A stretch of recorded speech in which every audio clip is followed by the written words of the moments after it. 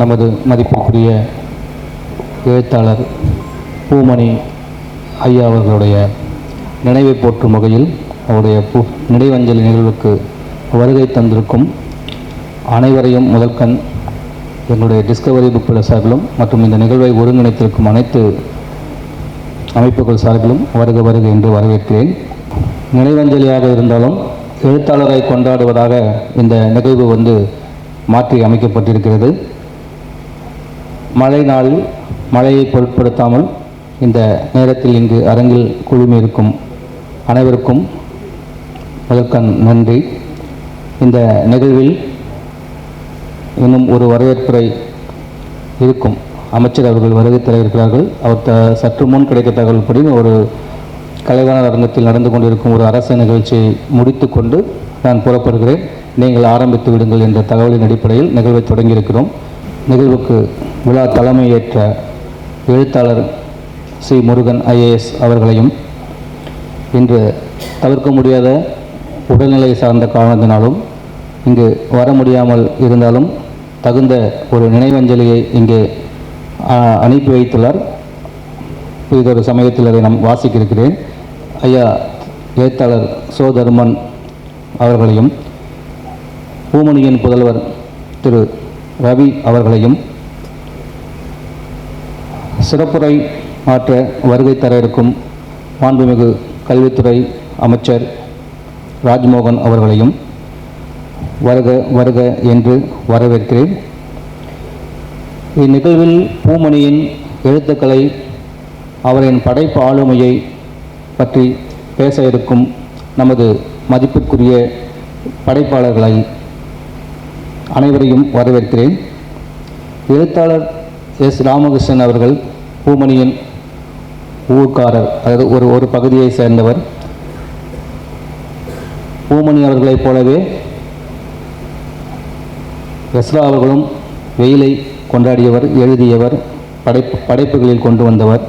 அவர் இன்று இந்த நிகழ்வுக்கு வருகை தந்து பூமணியின் படைப்புகள் குறித்து, நினைவுகள் குறித்து உரையாற்றுவது மிகவும் பொருத்தமானது.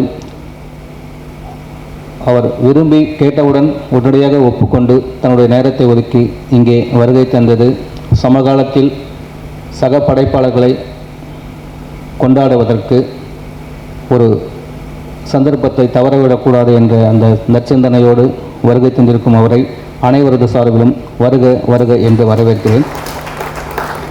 திரு உதயசங்கர் அவர்கள், அவரும் ஊர்க்காரர்.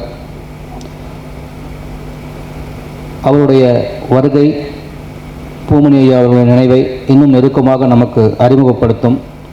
அந்த வகையில் அவருடைய நேரம் பொருட்படுத்தாது ஊரிலிருந்து இந்த நிகழ்வுக்காக புறப்பட்டு வருகை தந்த திரு உதயசங்கர் அவர்களை வருக வருக என்று வரவேற்கிறேன். கவிஞர் கரிகாலன் பூமணியை பொதுவாக ஒரு நவீன இலக்கியத்திற்கு சற்று முன்பாக வைத்து கொண்டாடி கொண்டிருக்கும் சூழலில் நவீன இலக்கியத்திற்கு முன்னோடியே அவர்தான் என்று நேற்று வரை கூட ஒரு பதிவில் குறிப்பிட்டிருக்கும் திரு கரிகாலன் அவர்கள் முழுமையாக பூமணியின் சிறுகதைகளை இன்று பேச எடுத்துக்கொள்வதாக சொல்லியுள்ளார். சமகால கவிஞர்களில் மிகவும் காத்திரமான தனது கருத்துக்களை, விமர்சனங்களை அல்லது ஊக்க உரைகளை கூட வைக்கும் ஒரு படைப்பாளி கரிகாலன் கவிஞர் அவர்களை வருக வருக என்று வரவேற்கிறேன். எழுத்தாளர் மு. முருகேஷ் இன்று அவரும் தவிர்க்க முடியாத காரணத்தினால் வர முடியவில்லை. இயக்குனர் வெற்றிமாறன் அவர்கள் ஒருவேளை வரத்துக்கும் வாய்ப்பு இருக்கிறது. ஏனென்றால் அவர் ஒரு திரைப்பட படப்பிடிப்பில் சிக்கிக் கொண்டிருக்கிறார். அவர் கேட்டவுடன் நான் ஊருக்கே செல்வதாக இருந்தேன், அங்கே அது செல்வதற்கு அன்றும் முடியவில்லை, இங்கு இந்த சந்தர்ப்பத்தை நான் பயன்படுத்தி நிச்சயம் நான் வருகிறேன் என்று சொல்லியுள்ளார். ஒருவேளை வரலாம், தவிர்க்க முடியாத சூழல் அமைந்து வரவில்லை என்றாலும் அவருடைய மனம் இங்கு இருக்கும். அந்த வகையில் அவருடைய மனதை நாம் வரவேற்கிறோம். இயக்குனர் திரு சுப்பிரமணியம் சிவா அவர்கள் பூமணியுடைய கருவேலம் பூக்கள் திரைப்படத்தில் பணியாற்றியவர். பூமணியின் படைப்புகளை முழுமையாக வாசித்தவர். அவருடைய ஒரு உதவியாளராகவும் இருந்து இன்று இயக்குநராகவும் இந்த இடத்தில் இங்கே நமக்கு பெருமை சேர்த்துள்ள திரு சுப்பிரமணியம் சிவா அவர்களை வருக வருக என்று வரவேற்கிறேன். ஐயா திரு சிங்கார வடிவேலன் அவர்கள், மேனேஜிங் டைரக்டர், வெற்றி மீடியா பிரைவேட் லிமிடெட் அவர்கள் இங்கே வருகை தந்து சிறப்பித்தது மிகுந்த மகிழ்ச்சி. அவரை இங்கே வருக வருக என்று வரவேற்கிறேன். இயக்குனர் திரு சிவவரதன் மற்றும் கவிஞர் திரு பிரபராஜன் அவர்களையும், அவர்களாம் இயக்குனர் குழுவை சேர்ந்தவர்கள், அதனால் அவர்களையும் வருக வருக என்று வரவேற்று இந்த இனிய நினைவு நிகழ்வுக்கு, பூமணியின் நினைவை புகழை போற்றும் இந்த நிகழ்வுக்கு வருகை தந்திருக்கும் அனைவரையும் மீண்டும் ஒரு முறை வரவேற்கிறேன். நன்றி, வணக்கம். இந்த மீண்டும் பேசுவதற்கு ஒரு சந்தர்ப்பம் கிடைக்குமா என்று தெரியாதனால் பூமணி ஐயா அவர்களை பற்றிய ஒரு சிறு குறிப்போடு நான் இந்த உரையை முடித்துக் கொள்கிறேன். எனக்கு உண்மையாகவே ரொம்ப ஆச்சரியமான நான் சில நேரங்களில் இந்த இந்த ஸ்மித்துன்னு சொல்கிறோம் இல்லைங்களா, அந்த மாதிரி சில நேரத்தில் நான் நினச்சி பார்ப்பேன் எல்லாருக்கிட்ட.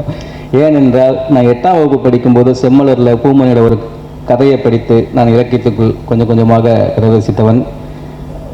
எப்படி இது நடக்குதுன்னு தெரியாது.